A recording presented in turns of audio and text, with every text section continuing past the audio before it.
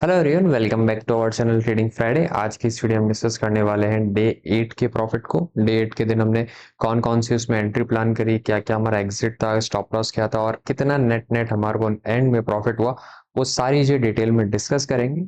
लेकिन उससे पहले एक छोटी सी रिक्वेस्ट, अगर आपने हमारे चैनल ट्रेडिंग फ्राइडे को अभी तक सब्सक्राइब नहीं करा है then please do subscribe the same, because there is a series going on where we started with 5000 capital, जहां मैंने 3000 रुपए रखे थे अपने फ्यूचर अकाउंट में, जिसका रनिंग राउंड बैलेंस चल रहा है 6339 का और 2000 है मेरे स्पॉट बैलेंस में।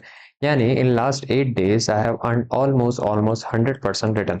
ठीक है, स्टिल वी बिलीव कि यहाँ पर प्रोसेस ज्यादा इंपॉर्टेंट होता है और जो सेटअप होता है वो उतना इंपॉर्टेंट नहीं होता है।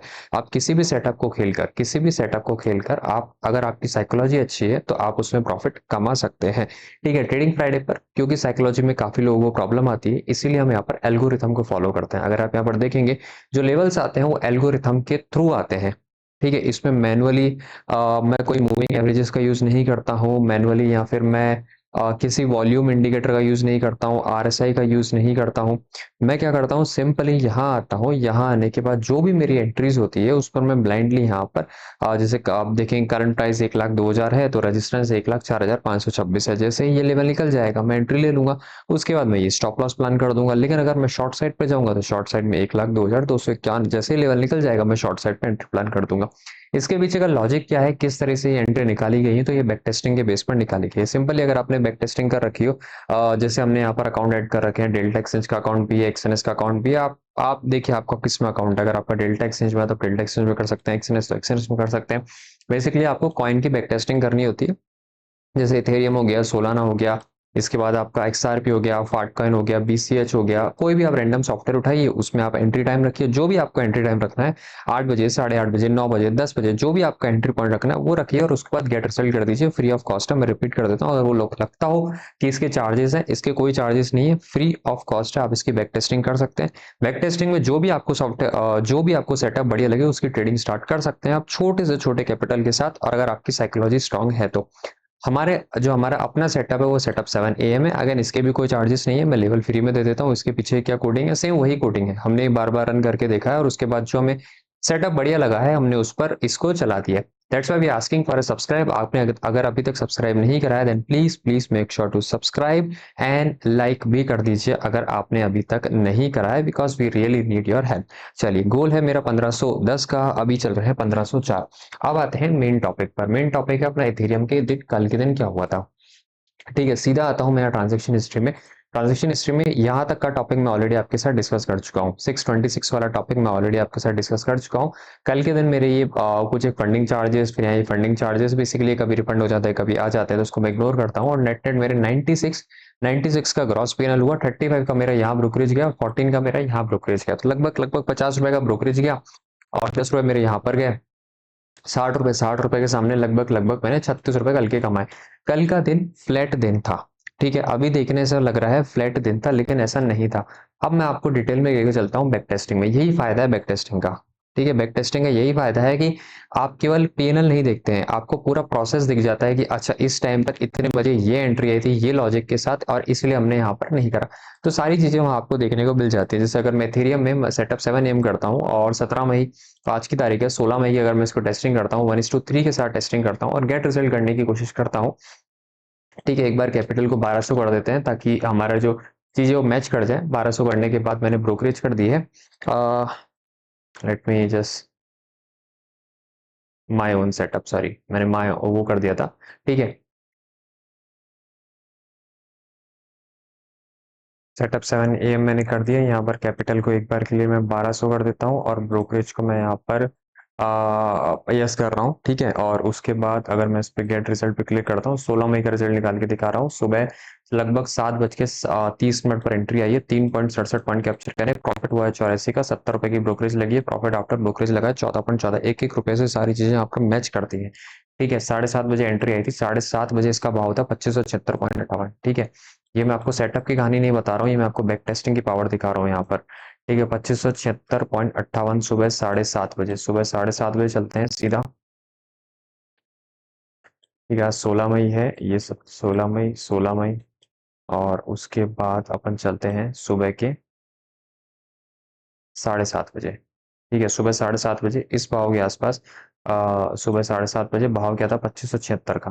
ठीक है, 2569 ये जो कैंडल आपकी क्लोज हो रही है, लगभग लगभग इसी कैंडल के बीच में कहीं पर एंट्री आई है। ठीक है, लगभग लगभग इसी कैंडल के बीच में आपकी एंट्री आई थी। अब यहाँ पर देखिए क्या हुआ है एग्जैक्टली, जब यहाँ पर एंट्री बनी तो आपको पता है मैंने 1% का स्टॉप लॉस रखा है और 3% का मैंने यहाँ पर टारगेट रखा है। मैंने यहाँ पर 1% का स्टॉप लॉस यहाँ रख दिया। ठीक है, लगभग लगभग 2549 2500 के आसपास।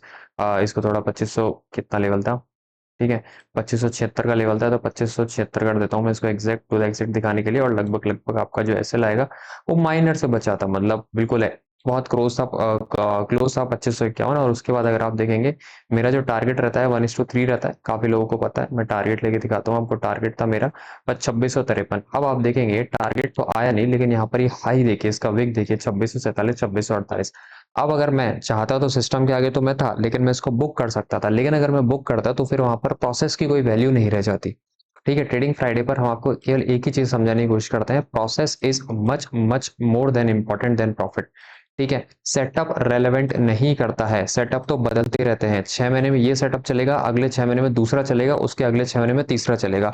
इस 6 महीने में ये 100% देगा, फिर क्या पता ये नेगेटिव दे दे, फिर ये 100% दे दे, क्या पता ये नेगेटिव दे दे, ये 100% दे दे, फिर क्या पता नेगेटिव दे दे। सेटअप ऐसे ही चलते रहते हैं। आपका काम क्या होना चाहिए, जैसे आपको पता चला आप एंट्री लो और पहले दिन से ही प्रॉफिट कमा लो। तो पहले दिन से आपका प्रॉफिट तब आएगा जब आपका प्रोसेस स्ट्रांग होगा, जब आप साइकोलॉजी वाइज बहुत ज्यादा स्ट्रांग होंगे कि हाँ मुझे एंट्री नहीं लेनी है, हाँ मैंने सिस्टम में 2653 लगा रखा है, तो भले ही ये 2648 तक आ गया मैं बुक नहीं करने वाला हूँ। अगर आप इस तरह से स्ट्रांग विल पावर के साथ खेलेंगे तो आप लॉन्ग टर्म में जीत जाएंगे। सेटअप में रिपीट हजारों मिल जाएंगे। चार्ट पर देखकर मैं यहाँ पर आपको हजारों एंट्री बता सकता हूँ कि इस पॉइंट पर लॉन्ग कीजिए, इस पॉइंट पर शॉर्ट कीजिए, और हो सकता है आप जीत भी जाए। हो सकता है 50% टाइम मैं जीत जाऊं, 50% टाइम मैं हार जाऊं। पर एज किसके पास रहेगा, एज रहेगा जिसकी साइकोलॉजी स्ट्रांग है। ठीक है, यही चीज यहाँ पर रिपीट करने की कोशिश करता हूँ। 2653 का था, उसके बाद भी हमने यहाँ पर कोई एग्जिट प्लान नहीं करा है। ठीक है, उसके बाद आप देखेंगे तो शॉर्ट साइड में मेरा कोई एंट्री नहीं था, ये जो एंट्री था लॉन्ग साइड में था।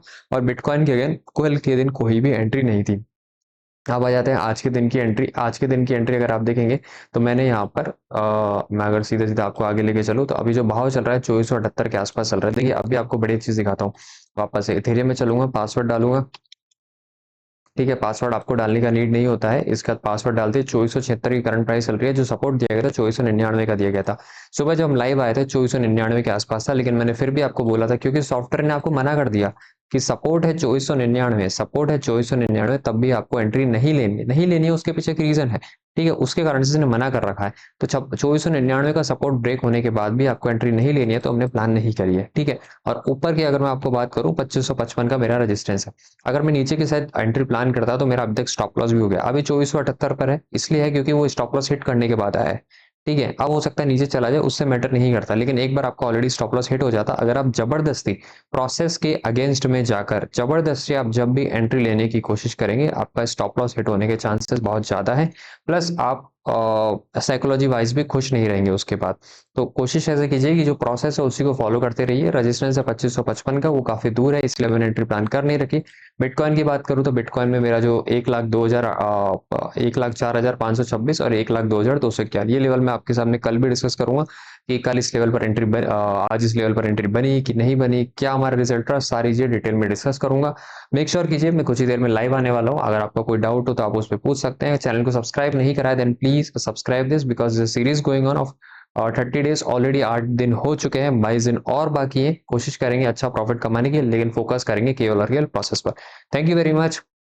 रिपीट अगेन, अगर लाइक नहीं कराया then please hit the like button. मिलते हैं अगली वीडियो में, बाय बाय।